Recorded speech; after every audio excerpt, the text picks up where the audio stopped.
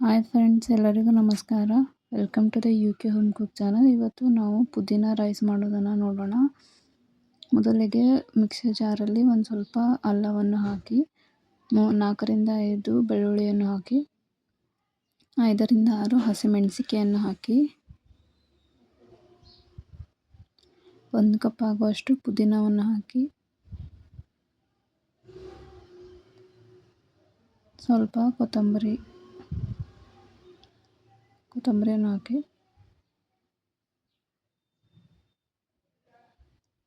ಸ್ವಲ್ಪ ನೀರು ಹಾಕಿ ಇದನ್ನು ಸ್ಮೂತ್ ಪೇಸ್ಟಾಗಿ ಗ್ರೈಂಡ್ ಮಾಡಿಕೊಳ್ಳಿ. ಈ ಥರ ಕುಕ್ಕರಲ್ಲಿ 5 ರಿಂದ 6 ಚಮಚ ಆಗುವಷ್ಟು ಎಣ್ಣೆಯನ್ನು ಹಾಕಿ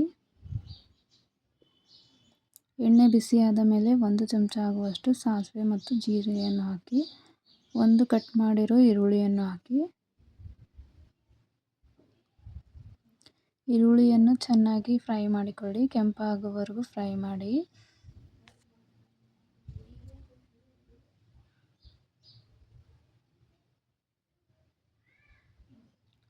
ಸ್ವಲ್ಪ ಕರಿಬೇವನ್ನು ಹಾಕಿ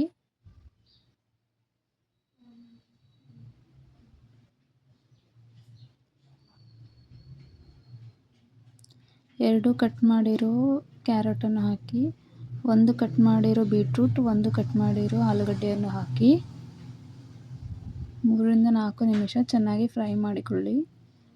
ಮೀಡಿಯಂ ಫ್ಲೇಮಲ್ಲಿಟ್ಟು ಒಂದು ಸ್ವಲ್ಪ ಪುದೀನ ಹಾಕಿ ಚೆನ್ನಾಗಿ ಮಿಕ್ಸ್ ಮಾಡಿ.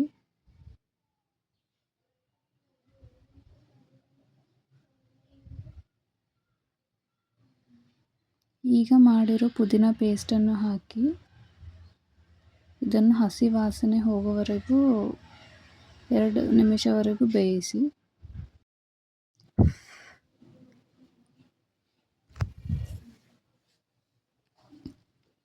ಎರಡು ಕಪ್ ಆಗುವಷ್ಟು ತೊಳೆದಿರೋ ಅಕ್ಕಿಯನ್ನು ಹಾಕಿ 2 ಕಪ್ ಅಕ್ಕಿಗೆ 3 ಕಪ್ ಆಗುವಷ್ಟು ನೀರನ್ನು ಹಾಕಿ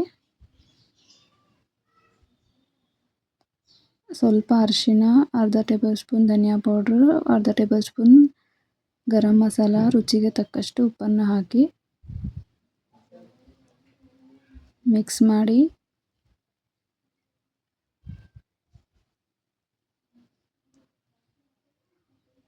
ಒಂದು ಚಮಚ ಆಗುವಷ್ಟು ತುಪ್ಪವನ್ನು ಹಾಕಿ